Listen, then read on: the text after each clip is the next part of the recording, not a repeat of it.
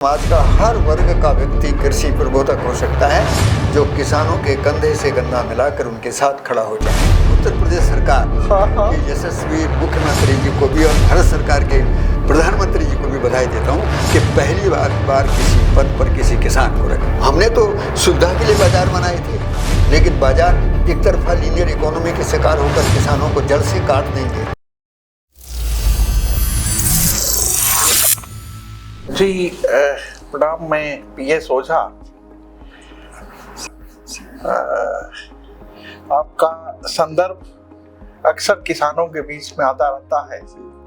छोटे छोटे क्लिपिंग्स किसान देखते हैं, समझते हैं, चर्चा करते हैं जी। और बड़ा अच्छा सुखद संयोग रहा कि आपके मार्गदर्शन में कथा से क्रांति का एक संदर्भ कल हम लोगों ने किसान गोष्ठी आयोजित करी।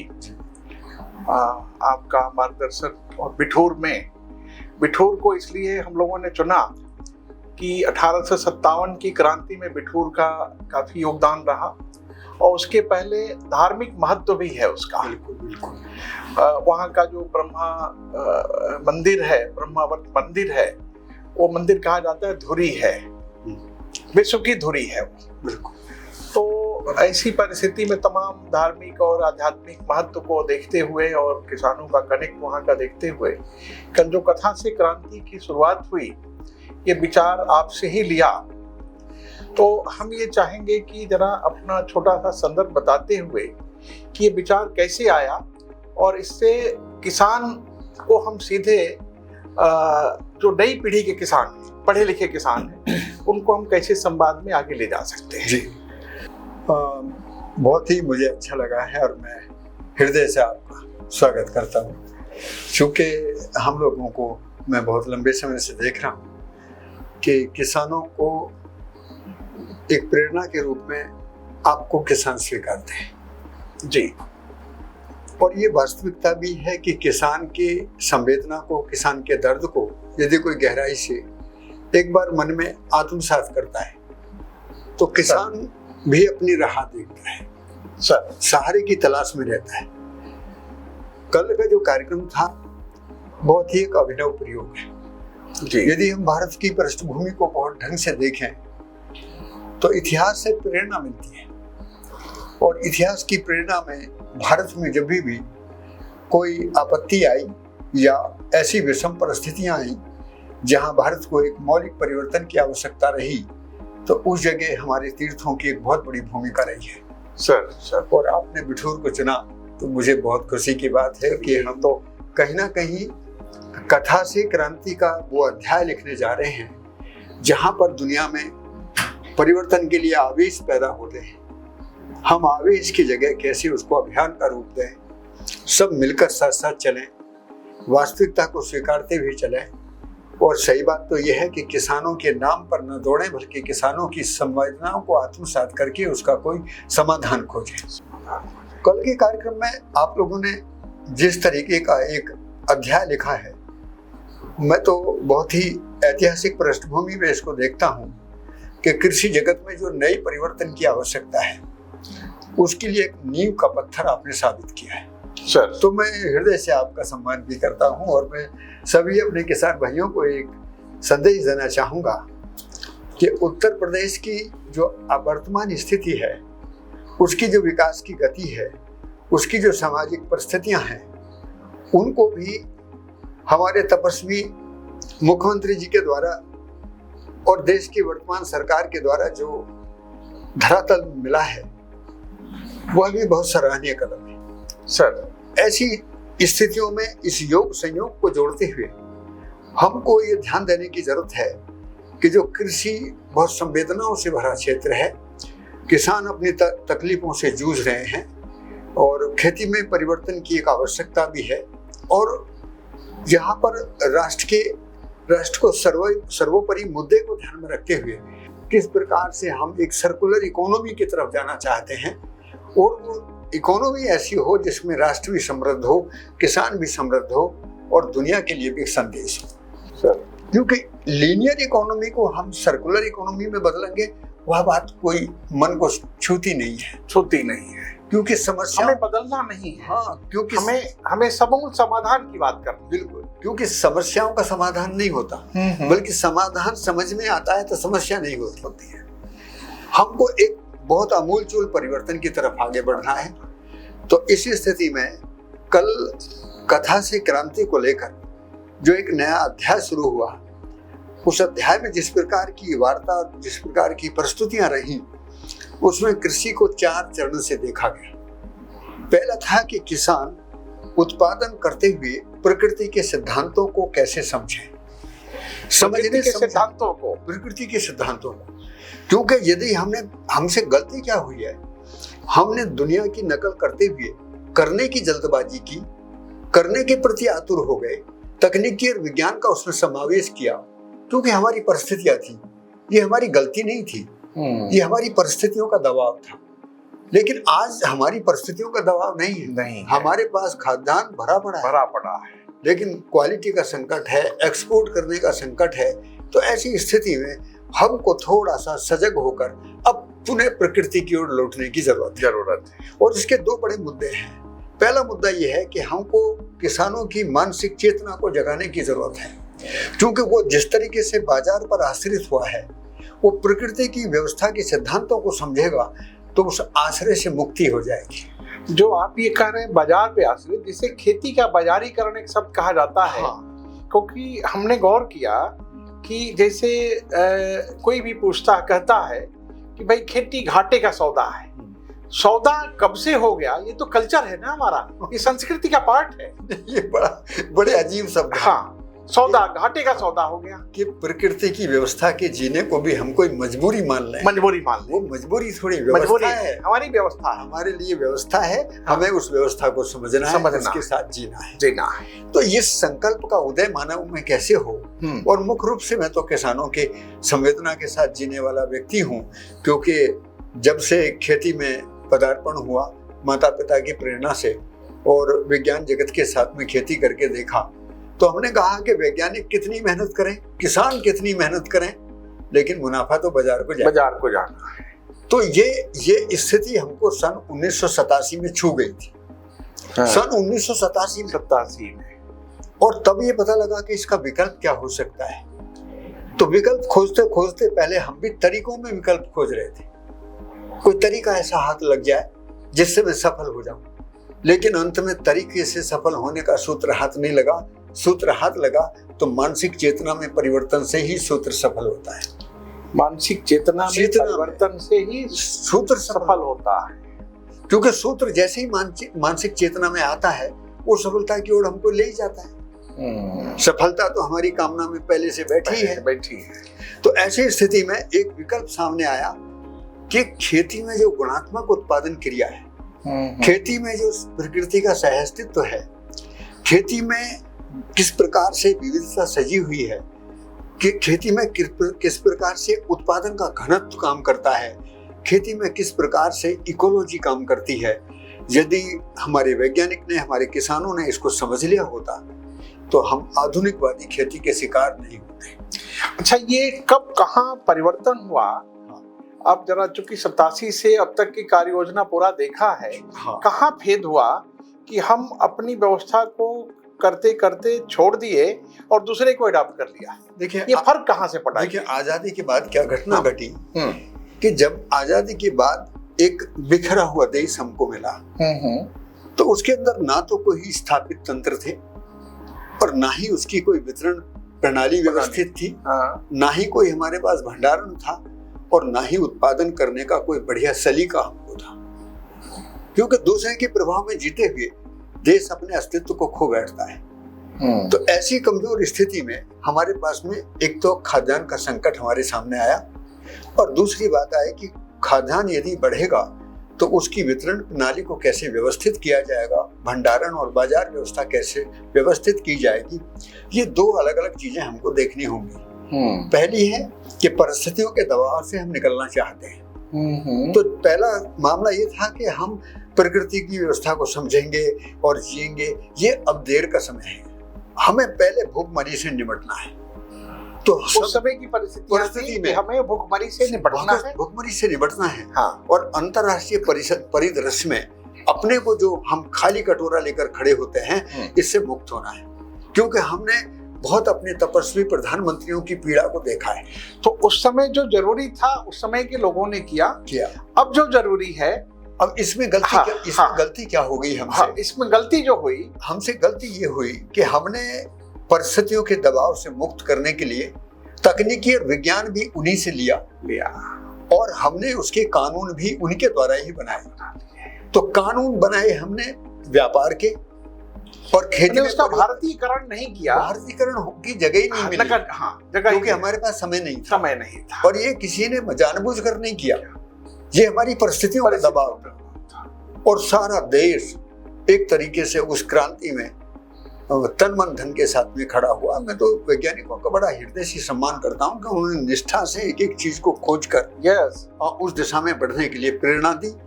और वो छोटा छोटा अध्याय कि जहाँ कृत्रिम खाद से भी किसान डरते थे, उनको भी किस तरीके से उसके साथ जोड़ा गया।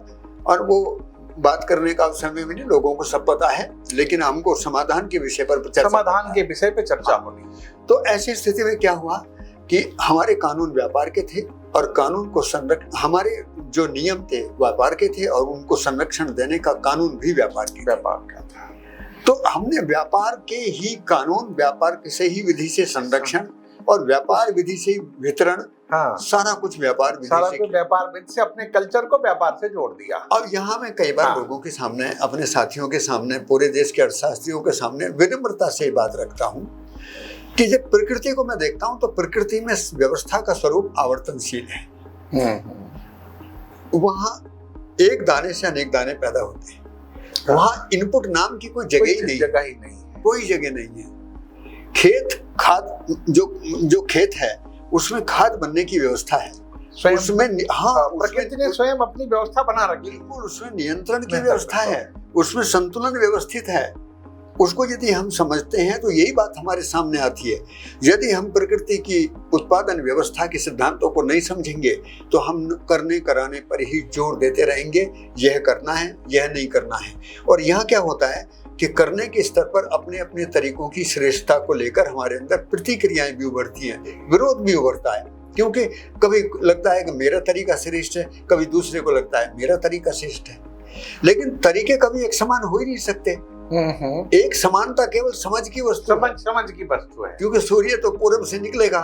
तो इसमें क्या जिरह करेंगे, क्या जिरह करेंगे। तो प्रकृति का एक एक सिद्धांत, चाहे वो उत्पादन गुणात्मक क्रिया के रूप में है, चाहे वो विविधता के रूप में है, चाहे वो पूरकता और उपयोगिता के साथ है, चाहे उसमें संतुलन है, चाहे उसमें इकोलॉजी काम करती है, ये सारी चीजें जब हमारे मन में आई तो आप सवाल ये उठता है कि ये आपने कहाँ से सीखा, ये बात कहाँ से आई।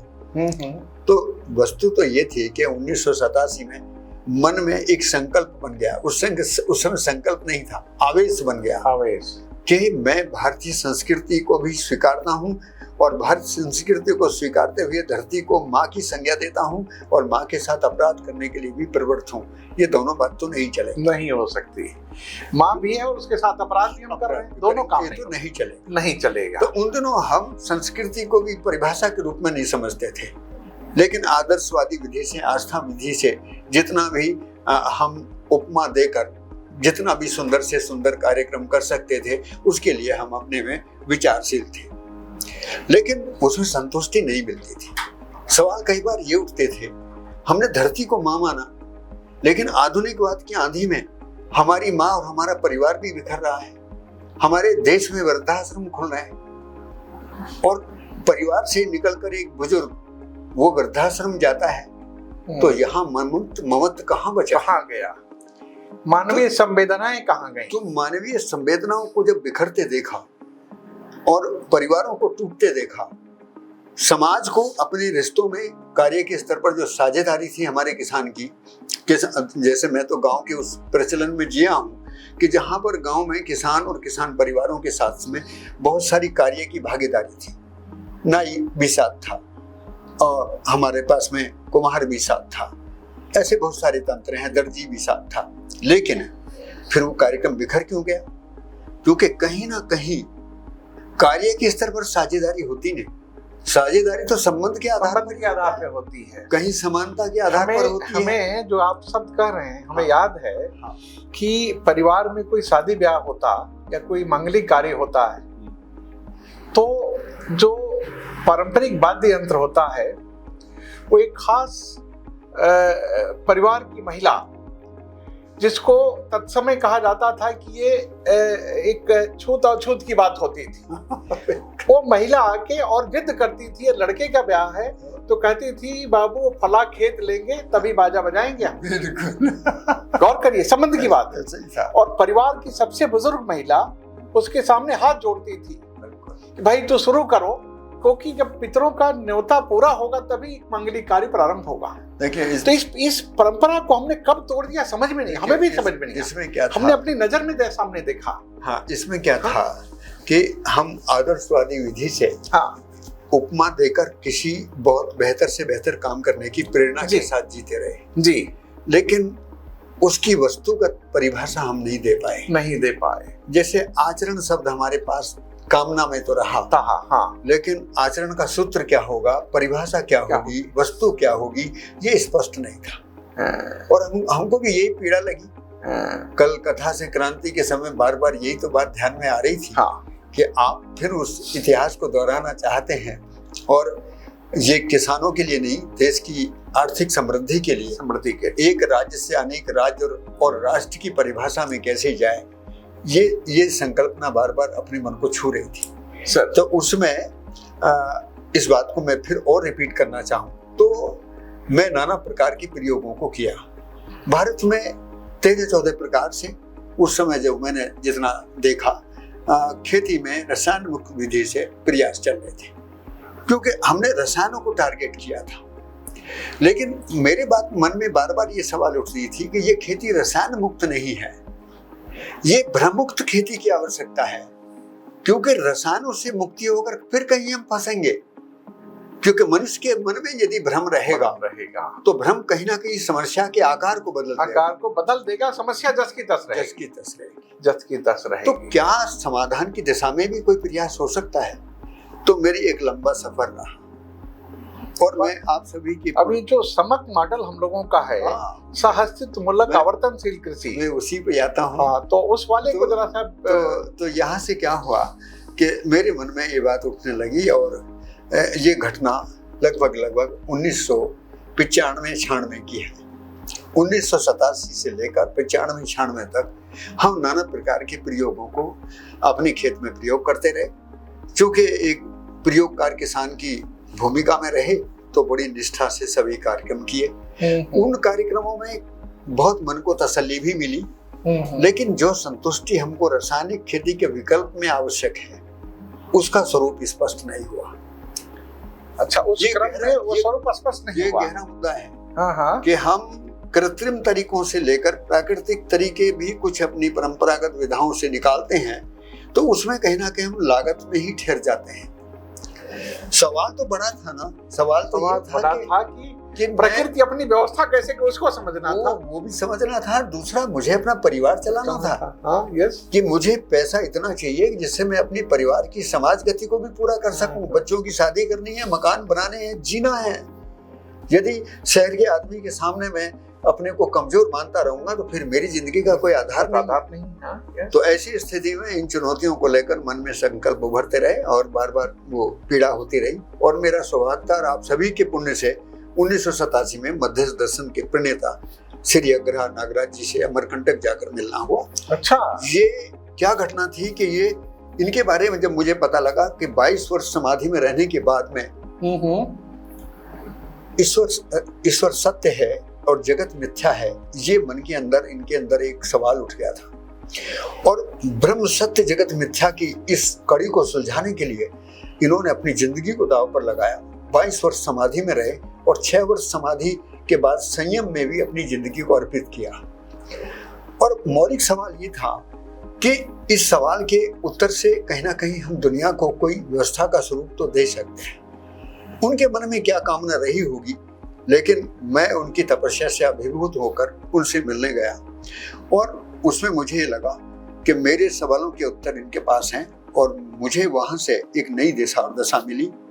व्यापक सत्ता ईश्वर के रूप में क्रिया शून्य है, उसमें कोई कर्ता दृष्टा और भोक्ता पद नहीं है। ये मानव के अंदर ही ये सारी क्रियाएं हैं, सारी क्रियाएं। और मानव को ये व्यापक ऊर्जा मानव को ज्ञान के रूप में प्राप्त है। तो ज्ञान का एक स्वरूप अपने अंदर उभरा, और ज्ञान एक सीमित है, सभी लोग इसको समझ सकते हैं। वो जो क्षण थे, उन खुशियों को मैं आपको बता नहीं सकता। अच्छा। उससे पहले कितनी बार अवसादग्रस्त होकर हम शरीर के छोड़ने के मूड में भी आ गए थे। अरे ऐसी घटनाओं से हम गुजरे। तो इन स्थिति में आज चूंकि आपके साथ में बात करते हुए मेरा आपके साथ में एक गहरा रिश्ता है, तो मुझे मेरे मन में वो बातें आ रही हैं कि ये सवाल किसी एक व्यक्ति का नहीं था, इस मानव जाति का सवाल, मानव जाति का सवाल था। हमारे आप जैसे पता नहीं कितनों के मन में आता होगा। हमसे भी ज्यादा गहरी संवेदना, हमसे ज्यादा लोग पुरुषार्थी हैं, हमसे ज्यादा लोग निष्ठा के साथ काम करने वाले हैं। किसका जुनून कम है? जब कोई जुनून के साथ दौड़ता है तो मैंने देखा है कि कोई भोजन छोड़ देता है, कोई कुछ साधना में लगाया, कोई कुछ साधना में लगाया, तो मन बड़ा निर्मल होता था। इतने पुरुषार्थ के बाद भी मानव को समाधान मिला क्यों नहीं? उस समाधान की आस जगने में मैंने जब प्रकृति की व्यवस्था को समझने का प्रयास किया, तो सुंदरता में सजी हुई प्रकृति में एक दाने से अनेक दाने पैदा होना, एक खेत में अनेक फसल पैदा होना, और एक बीज लगाकर 50 वर्ष तक उत्पादन होना। और मैंने जब अपने छोटा सा, मेरे पास आम का बगीचा है, जब मैंने एक पौधे की आकृति को नाप कर देखा और उस पर 10 कुंटल आम को देखा, तो मैं हृदय से भर गया। प्रकृति की व्यवस्था है। प्रकृति व्यवस्था, कहाँ उत्पादन कम है, कहाँ समृद्धि कम है, केवल हमको बाजार के शिकार होने से बचना है। उस व्यवस्था को कैसे दोहराया जाए, और उसके लिए हमारे मन में बहुत सारे सवाल उठे। और सवाल ये उठे कि मैं बाजार का विरोधी ना हो जाऊं। मेरी भाषा में बाजार का विरोध नहीं, लेकिन बाजार में मूल्य संवर्धन श्रृंखला से जोड़ना है बाजार और कंज्यूमर को। हाँ, बड़ा मुद्दा इसमें यही था कि तंत्र में दोष नहीं था, हमारी मानसिकता दोष के कारण तंत्र में दोष गया था। हमने तो सुविधा के लिए बाजार बनाए थे, लेकिन बाजार एक तरफा लीनियर इकोनॉमी के शिकार होकर किसानों को जड़ से काट देंगे, किसान कमजोर हो जाएगा, सरकारों पर अनुदान का बोझ बढ़ जाएगा, कौन सी आर्थिक समृद्धि आएगी। ऐसी स्थिति में ये सारी चीजें दिखने लगी। गांव में बेरोजगार बच्चों की भीड़ किस तरीके से बाहर दौड़ रही है, वो भी पीड़ा उठने लगी। और इन सबको ध्यान में रखते हुए हमने खेती करने का प्रयास किया, सफलता मिली।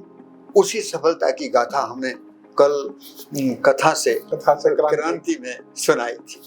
अच्छा, इसमें जो एक साथ कई सहफसली की बात करते हैं जी, इसे हमने भी देखा है आपके यहाँ। और कल की कथा से क्रांति की टाइटल में किसानों एवं गोपालकों, मैंने हमें याद है बचपन में कि दरवाजे पे एक गाय दूध देने वाली जरूर रहती थी, बैल रहते थे। बिल्कुल। वो धीरे धीरे बैल, कब उसको ट्रैक्टर ने कब्जा कर लिया बैल की जगह को, और कब गाय के उस स्थान को पैकेट वाले दूध ने कब्जा कर लिया, ये कब हुआ कुछ पता नहीं चला है। देखिए, हमारी तो जो कल जो टाइटल रखा था, उद्देश्य यही था कि उसमें हमें किसान के दरवाजे पे, और एक प्रयास भी हम लोगों ने किया, जैसे गौ सेवा आयोग ने इनिशिएटिव लिया, राज्य के गौ सेवा आयोग ने, उसका अध्यक्ष भी, ये भी सौभाग्य है कि अपनी ही टीम का एक किसान वहाँ गौ सेवा आयोग का अध्यक्ष है। नहीं, बहुत एक दमदार बात। अच्छा, दमदार बात। हाँ। श्याम बिहारी गुप्ता जी से जब भी बात होती रही,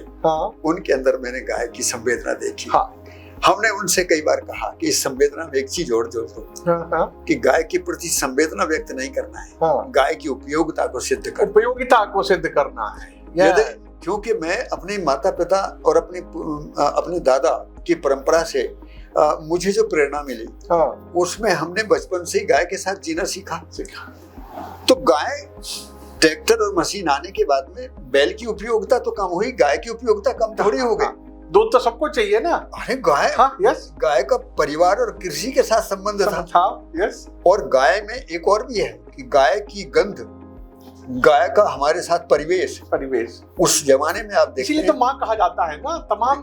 सर, इसमें बड़ा गंभीर मुद्दा है कि गाय के शरीर की गंध से मनुष्य निरोग मुक्त होता है। और दूसरी बात यह कि गाय के साथ में है तो वो भय से भी मुक्त रहा है। जंगली जानवरों के झुंड के बीच में, गायों के बीच में आदमी रहकर शेरों से जूझा है। मैंने अपने दादा से ये कहानी सुनी थी। अच्छा। तो ये जो संरक्षण का भाव था, चाहे वो बीमारियों का हो, चाहे वो आपत्तियों का हो, इसीलिए माँ का दर्जा दिया गया है। इसलिए क्यों इस जीव जगत में माँ से ज्यादा संवेदना वाला कोई जीव नहीं हो सकता, और वो उसको गाय को संदर्भित किया गया। मैं एक और संदर्भ, जैसे आपने संदर्भ कहा, हमें याद है जब इन्होंने गो सेवा आयोग के चेयरमैन का चार्ज लिया तो तमाम लोग उनको बधाई दे रहे थे। हमने कहा जब मैसेज मिला तो हमने कहा ये हमारे लिए गौरव की बात है, हमारे साथ के टीम का एक किसान एक एफपीओ का डायरेक्टर अध्यक्ष हो गया। तो मैं लगातार बिजी जा रहा था। अच्छा, उधर से उन्होंने मिस कॉल देखा और जब लाइन खाली हुई तो उन्होंने खुद फोन किया, आशीर्वाद दिया। मैं तो उत्तर प्रदेश सरकार के यशस्वी मुख्यमंत्री जी को भी और भारत सरकार के प्रधानमंत्री जी को भी बधाई देता हूँ कि पहली बार किसी पद पर किसी किसान को रखा। तो मैं उसमें बताऊं तो उन्होंने कहा कि साहब जहां से छोड़ा गया था वहीं से आज से ही चालू किया जाएगा। और गौर करिएगा, जाते ही एक शासनादेश हुआ जिसमें अक्सर चर्चा होती थी ना कि गाय, किसान से बढ़िया गाय कोई नहीं पाल सकता एकदम। और उस चीज को जाते ही हमने और उसमें डाला था कि कोई भाई किसानों की कंपनी जब बन गई सरकार में, हमारी पॉलिसी का पार्ट है, एफपीओ की पॉलिसी है, भारत सरकार कर रही है, किसान कंपनी बना करे, तो उसकी व्यवस्था डाल दी गई। अब उस व्यवस्था को डाला गया तो उसका जियो हो गया। जियो होने के बाद तत्काल रूप से एक यहाँ की लखनऊ की एक एफपीओ है, cooperative society, farmers cooperative society, उसने पहला प्रयास किया और सफलतापूर्वक कर भी लिया। और इतना ही नहीं, फिर एक प्रयास हुआ कि गाय पुनः किसान के खूंटे पे, एक नारा और दिया उन्होंने और जो दूध देने वाली गाय पुनः वापस आई किसान के दरवाजे। एकदम। तो हमारा अपना मानना है कि जो गाय क्या, जो समाज से हमारी संवेदना जुड़ी थी, उस संवेदना जो क्रमशः पता नहीं कब टूट गई। सर, ये बस मेरे मन की बात यही से शुरू होती है। तो मैं बार-बार ये कह रहा हूं कि हम कार्य का हिस्सा गाय को ना बनाएं, जन चेतना जागृति का हिस्सा बनाएं। तो जन चेतना जागृति के आधार पर गाय की उपयोगिता, मिट्टी की उपयोगिता, पानी की उपयोगिता और पर्यावरण की उपयोगिता, नैसर्गिकता की उपयोगिता, इस सारी उपयोगिता खेती के साथ जुड़ती है। जी। तो प्रकृति के ये सिद्धांत हैं और यहीं से हमने अपनी खेती का नाम रखा था सहस्तित मूलक आवर्तनशील कृषि। अच्छा, सहस्तित मूलक आवर्तनशील कृषि। आपको ध्यान होगा, मैं आपको ध्यान दिलाना चाहता हूँ कि जब इसका प्रस्तुति हमने पहली बार आपके सामने किया था, याद है आपको ध्यान होगा कि जब हमने कहा कि देखो प्रकृति में सहस्तित्व कैसे नित्य वर्तमान है और उस नित्य वर्तमानता में आवर्तनशीलता अर्थव्यवस्था के रूप में कितनी सुंदर है, गुणात्मक है। और हम कहाँ ये आधुनिकवादी अर्थशास्त्र को ढो रहे हैं जिसकी इकोनॉमी लीनियर है। तो यदि किसानों को ये बात समझ में आ जाए तो उस 1-1.5 घंटे की चर्चा के बाद में आपके मुंह से निकला था कि इसका नाम क्यों ना सहस्तित्ववादी आवर्तनशील कृषि कर दिया जाए, सहस्तित्व मूलक आवर्तनशील। तो मेरा मन कोई नामकरण करने का धैर्य आज भी नहीं है, क्योंकि नाम तो बहुत सारे हो सकते हैं। हमारा नाम अलग है, आपका नाम अलग है, लेकिन हम हैं तो आदमी। आदमी हैं और विचार मिल रहे हैं, साथ चल रहे हैं। तो जो विचार का और आचरण और विचार में जो मलिनता क्रमशः हो गई तमाम कारणों से, उसको हमें पहले खत्म करना है। और शायद कथा शब्द इसलिए टाइटल हमने रखा था साहब कि कथा से कहीं ना कहीं भाव संदर्भ होता है, क्योंकि भारत एक ऋषियों का देश है, आध्यात्मिक चेतना अंदर छुपी रहती है आदमी के मन में। तो कथा शब्द से उसका आकर्षण होता है कि भाई हो सकता है भगवान की कुछ बात करी जाएगी। बट कल के कार्यक्रम में हमने उस टाइटल को किसानों से जोड़ के जो हम लोगों ने प्रयास किया कि भाई किसान अपनी खेती की बात करे, अपनी औद्यानिकी की बात करे, अपने पशुधन की बात करे, अपने नदी संरक्षण, जल संरक्षण की भी बात करे, गौर करिए कृषि अपशिष्ट के प्रबंधन की भी बात करे, एक पूरी चेन हुई। और सबसे बड़ी बात कि उत्पाद के बाद जब बाजार तक जाने के लिए जो एंड यूजर है वो किस रूप में चाह रहा, वहां तक मूल्य संवर्धन की बात करें। और मैं आपसे बताना चाहूँ और कि आज की तारीख में जो ट्रांसपेरेंट तरीके से स्टेट गवर्नमेंट और सेंट्रल गवर्नमेंट दोनों की कार्य योजनाएं चल रही हैं, जैसे पीएमएफएमई की बात हुई, बिल्कुल। हमारे ब्रज बिहारी जी ने उसके बारे में, पीएमएफएमई के बारे में विस्तार से बताया, और कैसे एक लड़का डिहाइड्रेटेड वेजिटेबल, गौर करिए जब कभी स्टैटिस्टिक्स निकलता है तो उसमें कहा जाता है कि करीब 35-40% एग्रीकल्चर वेस्ट हमारा उसमें हॉर्टिकल्चर प्रोड्यूस गो वेस्ट। और होता है क्या भाई, सब्जी बाजार में ले गया, नहीं बिकी, किसान छोड़ गया, कौन लाद के ले जाए वापस। तो हमारी सरकार की संवेदना भी हमारे साथ जुड़ी हुई है कि उसके लिए कार्य योजना है, उस कार्य योजना का लाभ अधिक से अधिक किसान ले, उस योजना का लाभ लेके और एक मूल्य संवर्धन श्रृंखला की स्थापना करें। तो मैं एक और बात संदर्भ देना चाहूंगा कि वर्तमान सरकार की, चाहे किसानों की आमदनी बढ़ाने की बात हो, चाहे कानून बदलने की बात हो, चाहे योजनाओं को किसानों तक पहुंचाने की बात हो, मैं इसके प्रति बहुत ज्यादा अभिभूत हूँ। लेकिन एक चीज मैं आपसे बताना चाहूंगा कि जो संवेदना, जो भाव मैंने देखा आपके अंदर इस बात को लेकर कि सरकार की इतनी सारी योजनाएं भी किसानों तक नहीं पहुंच रही हैं, इसके लिए कौन जिम्मेदार है। तो मैं अपनी राज्य सरकार के सभी उपक्रम जितने भी हैं और केंद्र सरकार के जो उपक्रम हैं, उनसे यही अनुरोध करना चाहता हूं कि ये योजनाएं केवल किसान की नहीं है। यदि किसान की आर्थिक समृद्धि के प्रति हम जिम्मेदार हो जाते हैं तो राष्ट्र की आर्थिक समृद्धि से कोई अछूता नहीं रहेगा। और ये इकोनॉमी जो है वो सर्कुलर होकर एक दुनिया को भी संदेश देगी। और ये वक्त है इस समय। हाँ, ये वक्त है। हाँ, इस समय क्या है कि हम उदासीनता के साथ जिस प्रकार आगे बढ़ रहे हैं, वो कहीं ना कहीं प्रतिक्रियाओं और विरोध का जन्म ले रही है। उससे मुक्त होने की जरूरत है। हमें आलोचना की जगह पे पूरकता की बात करनी है, क्योंकि भाई आपके सिस्टम में मान लिया किसी वजह से सरकार की योजना गांव तक नहीं पहुंच रही है, तो नहीं पहुंच रही, उसका तरीका क्या हो सकता है? जिम्मेदारी ले, हम जिम्मेदारी हमारे पास यदि जैसे कल एक शब्द आया था कि भाई आप डॉक्टर के पास जाओ और कौन सा पेट में दर्द हो रहा है तो पेट दर्द की दवा देगा, और कहा तो दर्द हो रहा है तो मौसम के हिसाब से शरीर दर्द और सर दर्द की दवा दे देगा। और जब घर आके खाओगे अपने अस्पताल से बड़े डॉक्टर से दवा ले आए। बिल्कुल। तो अब हम ये भी एक मैसेज खा के सेडेशन आया, सो गए, और उसके बाद जब जगे तो पेट दर्द और बढ़ गया। अब गाली दे रहे हो डॉक्टर को, सिस्टम को गाली दे रहे हो, यही तो हो रहा है। तो इससे बचत के लिए हमें स्पेसिफिक होना पड़ेगा कि हमें ये चाहिए। हर आदमी को हर चीज नहीं चाहिए। वह मैं और थोड़ी सी एक चीज को जोड़ूंगा। हाँ, कथा का जो संदर्भ आया, तो कथा के संदर्भ में जब हम अपनी पुरातन संस्कृति का एक स्वरूप देखते हैं जो सभ्यता के रूप में हमारे दिलों को छूती रही, उसमें एक बड़ी बात यह थी कि ये ज्ञान के केंद्र की गाथा है। मनुष्य की चेतना को जगाकर किसी ज्ञान के साथ परिवर्तित किया जाए, मनुष्य साथ साथ मिलकर आगे बढ़े, अभियान का रूप ले। हाँ, ये कथा का मर्म था। अब हम हो क्या गया, हमने कथा को भी व्यापार में जोड़ दिया। तो ऐसी स्थिति में हमें कथा के भी मौलिक स्वरूप को जगाने की जरूरत है और क्रांति के भी मौलिक स्वरूप को जगाने की जरूरत है कि क्रांति आवेश से नहीं होती, वो समझदारी से, अभियान से आएगी। ऐसी स्थिति में कल के कार्यक्रम में एक और सुंदर बात मेरे मन में उभर कर आई। मैं चाहूंगा कि इसकी एक बहुत बेहतर शुरुआत हम मिलकर करें। वो है कि हम गांव के अस्तित्व को ही जगाने की बात करें, क्योंकि गांव का अस्तित्व है वो खेती नहीं है, केवल खेती नहीं है। उसमें प्रकृति के साथ जीने के जितने भी आयाम हो सकते हैं, चाहे वो शिक्षा को संस्कार से जोड़कर देखें, चाहे हम स्वास्थ्य को संयम से जोड़कर देखें, चाहे हम कृषि को उत्पादन से जोड़कर देखें, चाहे हम सामाजिक न्याय की बात करें और चाहे हम आर्थिक समृद्धि की बात करें। ये पांचों आयाम कहीं ना कहीं गांव के ही आयाम हैं। शहर में रहकर आदमी इन आयामों को पूरा नहीं कर सकता। इसलिए गांव के अस्तित्व को जगाने से राष्ट्र का जो अस्तित्व बढ़ता है वो भी कथा क्रांति का एक बहुत बड़ा हिस्सा है। क्योंकि कल जब किसानों से बात कर रहे थे तो किसानों ने, जो 4-5 किसानों ने मुखर होकर अपनी बात रखी थी, उनसे एक बड़ा संदेश मन को छुआ कि किसान अब अपनी संवेदना को भी पहचानने लगा है।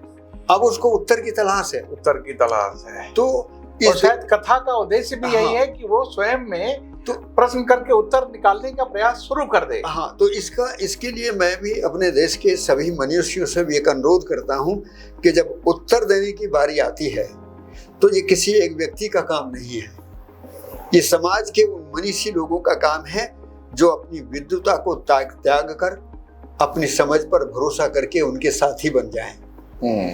क्योंकि सामने वाला समझ पर भरोसा करता है, आचरण पर भरोसा करता है, आपके कार्य व्यवहार में यदि प्रामाणिकता है तो उस पर भरोसा करता है, बातों पर भरोसा नहीं करता। इसलिए अब समय आ गया कि देश में कृषि प्रबोधक तैयार किए जाए। वो कृषि प्रबोधक वैज्ञानिक भी हो सकते हैं, हाँ, और दार्शनिक भी हो सकते हैं, वो डॉक्टर भी हो सकते हैं, मास्टर भी हो सकते हैं। समाज का हर वर्ग का व्यक्ति कृषि प्रबोधक हो सकता है, जो किसानों के कंधे से कंधा मिलाकर उनके साथ खड़ा हो जाए। किसान इस देश का बेईमान नहीं है। ये बहुत मैं दिल से जनता को बताना चाहता हूँ। बिल्कुल सही। हमने उसको विवश कर दिया है, उसके हाथ बांध दिए हैं।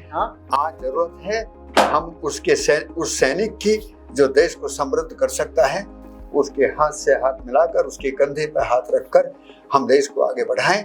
देश बदलेगा, दुनिया बदलेगी और नया रास्ता निकलेगा। और कल जैसे वहाँ जो एक बिटिया थी रोजी रानी, हाँ, उसने एक बात कही थी कि सर हम करीब 5000 एकड़ रकबे का ऑर्गेनिक सर्टिफिकेशन करा चुके हैं, और बंसी और एक और 2 गेहूं जो पारंपरिक प्रजातियां पैदा किया। बिल्कुल। अब उसमें गेहूं को 40 रुपए किलो बेच लिया, या गेहूं का वैल्यू एडिशन करके 80 रुपए किलो या 90 रुपए किलो के वैल्यू एडेड प्रोडक्ट बेचे जा सकते हैं।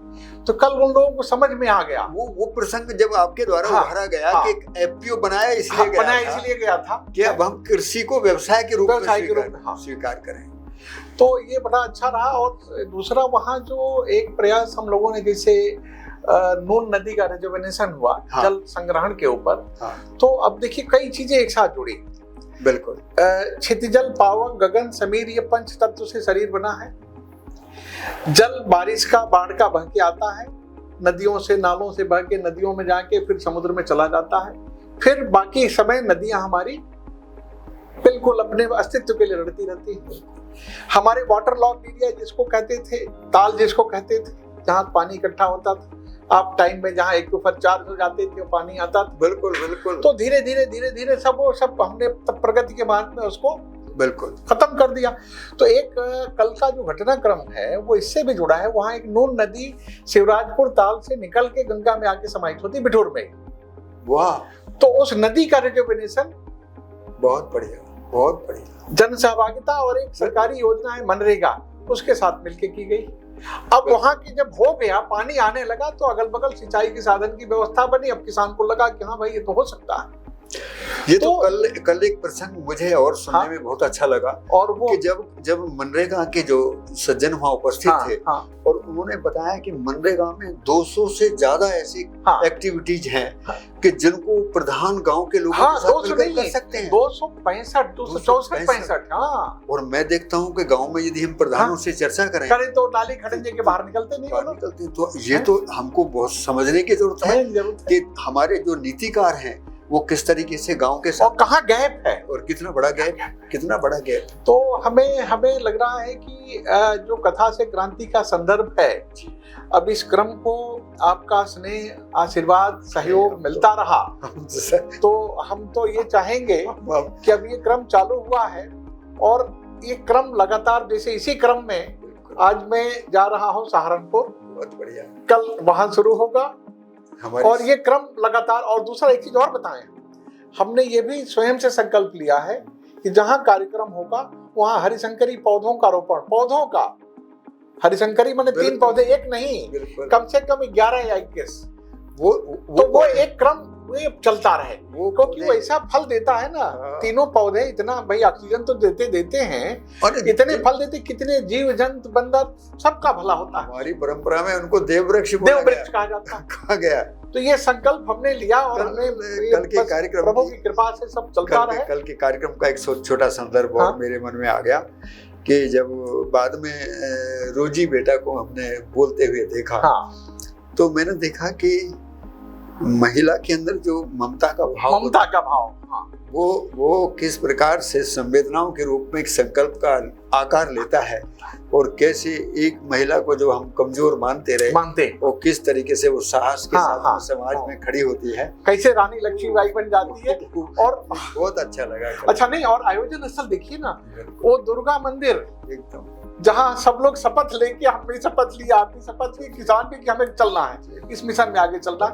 तो जगह का चुनाव कहा जाता ना कि भाई जगह का चुनाव, स्थान का चुनाव और वेन्यू का चुनाव, सब कुछ भगवान की भरपूर कृपा से कल हुआ। अंत में राष्ट्र के नाम एक संदेश, मेरा एक निवेदन अनुरोध है कि हम अब करके समझने के प्रयास को थोड़ा सा उस पर विचार कर लें, बल्कि बहुत अच्छा तरीका है समाधान का कि हम पहले समझें और बाद में कार्य योजना पूर्वक आगे बढ़ें। और इसके लिए मध्यस्थ दर्शन सह अस्तित्ववाद प्रेरणा के रूप में, अध्ययन के रूप में, अभ्यास के रूप में बहुत सरलता से मानव जाति के लिए उपलब्ध है। मैं सभी को हृदय से साधुवाद करता हूँ कि चेतना विकास मूल्य शिक्षा के नाम से उसका अध्ययन करें, एक बार जरूर विचार करें। सभी को हृदय से बहुत बहुत शुभकामना। सभी साथियों को मेरी ओर से भी बहुत बहुत साधुवाद। और पद्मश्री डॉक्टर भारत भूषण त्यागी जी के साथ इतनी देर वार्तालाप का अवसर मिला, ये मैं भी अपने को सौभाग्यशाली समझ रहा हूँ। और मैं आपसे अनुरोध कर रहा हूँ कि कथा से क्रांति का ये क्रम अब लगातार चलता रहे और ये किसानों का कार्यक्रम एक किसानों का कार्यक्रम बन जाए स्वयं से, क्योंकि कल का जो आयोजन था कोई सरकारी आयोजन नहीं, बिल्कुल ये उतना बढ़िया प्रबंधन किसानों ने स्वयं किया था। ये किसान की ताकत, नियति सहज, यही भागीदारी होती है। और यही तो आपका भी बहुत बहुत धन्यवाद, साधुवाद। और आप लोग इतना समय दिए, आप लोगों का भी बहुत बहुत साधुवाद। मैं पीए सोझा, और बस आपका आशीर्वाद स्नेह बना रहे ताकि हम लोग इस मिशन पे आगे बढ़ें। धन्यवाद।